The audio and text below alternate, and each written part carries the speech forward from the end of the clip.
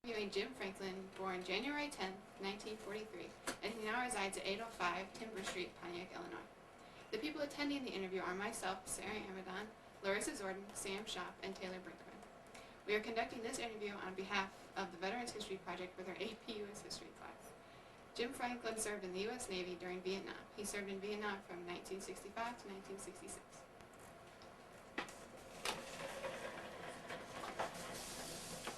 Alright, Mr. Franklin, were you drafted or did you enlist? I enlisted. And why did you enlist? Well, I worked 40-hour week for about 6 or 8 months at $1 an hour. And I decided I needed an education. So I went in to get an education. Okay.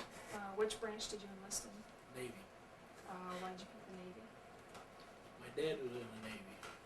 When I enlisted, I wanted to go in the Seabees because my dad had been a Seabee on New Guinea in World War II. So I naturally wanted to be a Seabee too. So the Navy in their wisdom sent me to electronic school. Where were you living at the time when you enlisted? Here in town, in Pontiac. Do you remember your first days of training? Not really. I remember I went in June. It was very warm and humid. Like summer's aren't here. Where was training at? At Great Lakes, Chicago. Navy training is a lot different than what you see on TV, like Marine boot camp and stuff like that. It's more a lot of educational stuff rather than running around marching and stuff. They start your education almost immediately after you go in. So it wasn't like boot camp? Well, yeah, it was boot camp. They yelled and screamed, the usual stuff. Compared to what the Marine Corps goes through, it was a piece of cake. Okay. Which war did you serve in? Vietnam. And where were you stationed during Vietnam? I was not in Vietnam proper except for a week in February of 1965. Our squadron deployed to Da Nang Bay, which Da Nang is in the upper part of South Vietnam, just south of Hue. We deployed there for a week doing surface patrols, looking for gun runners, stuff like that.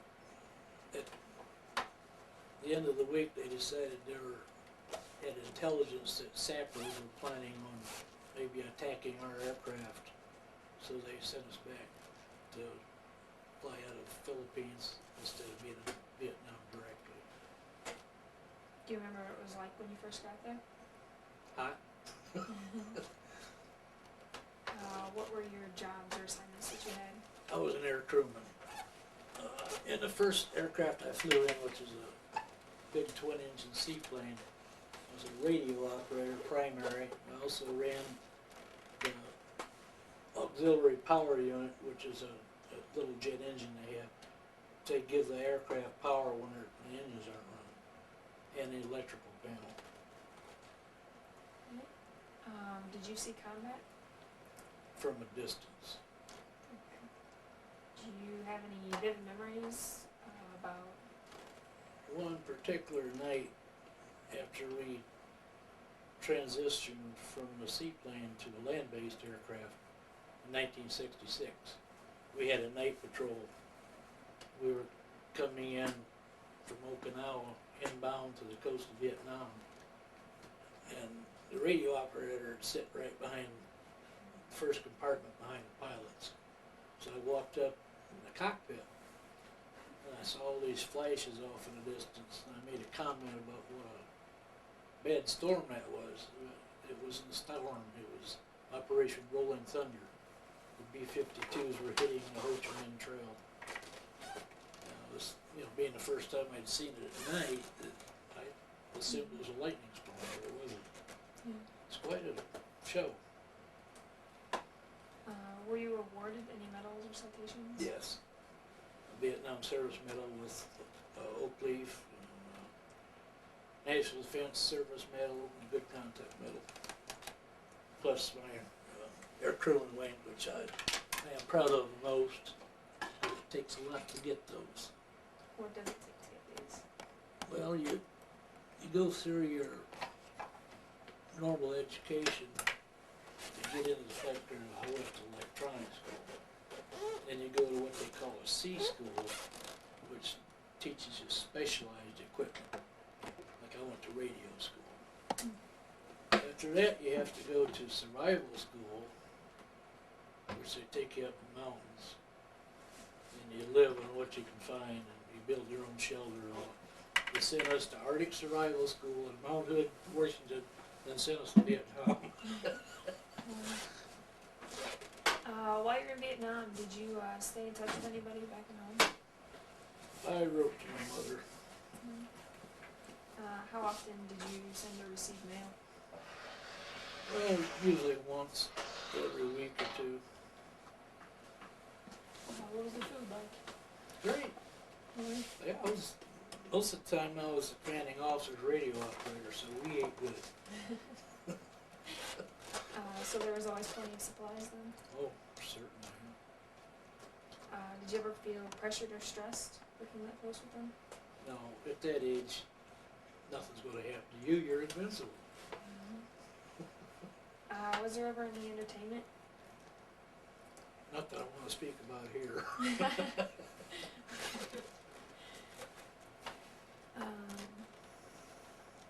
What did you do when you were on leave? When I went on leave, I just came home and went around and visited old family, like most guys do. Do you recall anything humorous or unusual that might have happened? Was it pranks or? We had an engine fire in Okinawa, and it was a pretty serious deal. They have a gearbox in the front of the engine called a prop governor, which controls the pitch of the propeller. It broke, the case broke, and all the oil went back on the exhaust manifold. It caused a pretty bad fire. But our electrician was scared to death. And we were about 200 feet, and they turned the plane and got it back on the water. Before we had slowed down very much at all, this electrician opened the back door and jumped out. he didn't want to be part of that fire. Did you bring any photographs? I have one somewhere of myself when I was young and foolish, if I can find it. I've got a bunch of pictures for you to look at if you would like. That's me before I got old and fat. Just you?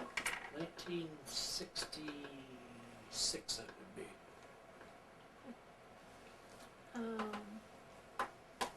What did you think of your officers or your officials and your fellow officers? Great people. Very good people. Yeah, you get to be like family, flying like that together all the time. We fly 12, sometimes 14-hour patrols, and we'd have 2 days off. Well, 2 days off, once in a while we'd party, if you get to drift. Are you still friends with any of them? Still communicate with them? Quite a group of guys that I flew with, I'm in touch with. I would say probably close to 30 of them. Yeah. In fact, I had a group of guys I used to fly with at my home last summer for a mini reunion. We went up and toured the local war museum and had quite a good time visiting, sitting around telling lies. Do you recall the day your service ended?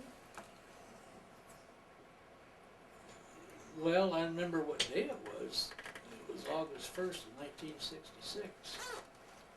And it was during the airline strike, and I was ready to leave California and go back home. Well, guess what? I sat in the airport for 3 days trying to get a flight out of San Francisco. Wasn't too happy about that. Especially I had to be in my dress blues. A little warm. Yeah. did you do in the days and weeks after you got back? Look for a job. Were you able to find one? Oh, sure, there's jobs were plentiful back then, you just about take your pick. Did you join a veterans organization? Yes, I've been a 40-year member of VFW.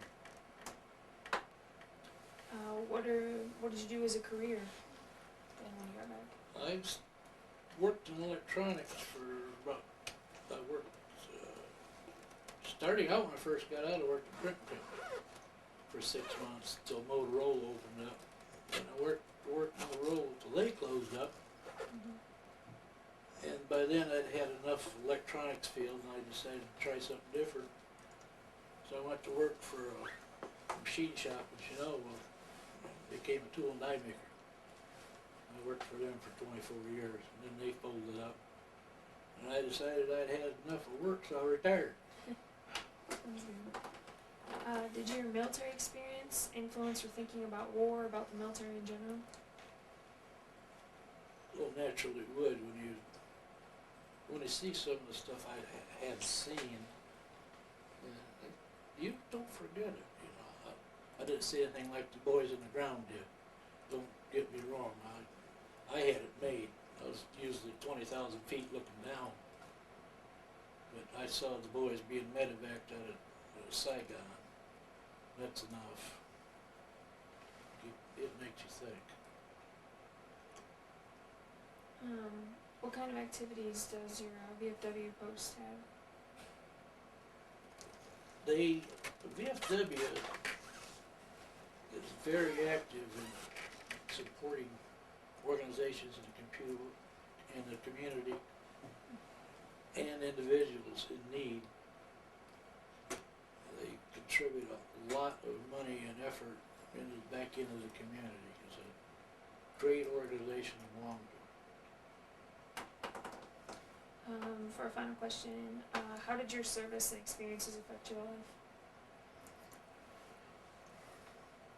I think it made a man out of me for one thing. I was kind of childish when I enlisted, but 4 years of that will make you grow up. Teach you discipline, respect for others, a lot of different things. Do you have anything else you want to add? No? We haven't talked about yet. Okay, thank you. Mhm.